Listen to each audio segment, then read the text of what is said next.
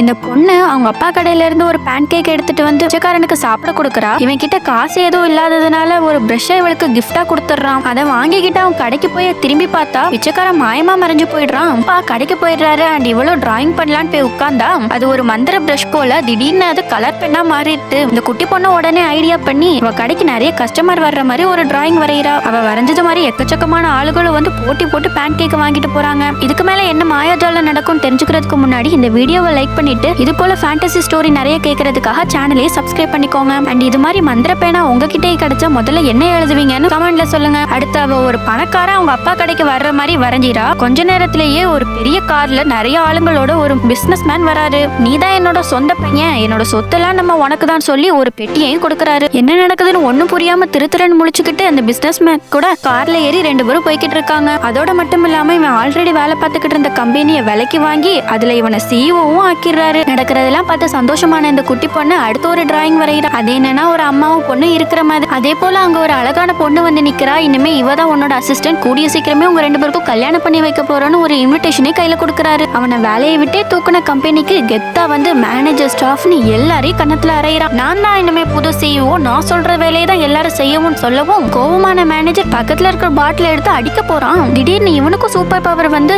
மேனேஜரே அடிச்சு பறக்க விட்டுறான். பார்த்தா இதுவும் இந்த குட்டி பொண்ணோட வேலை தான் அவங்க அப்பாவை சூப்பர் ஹீரோ மாதிரி வரைஞ்சு வச்சிருக்கிறா.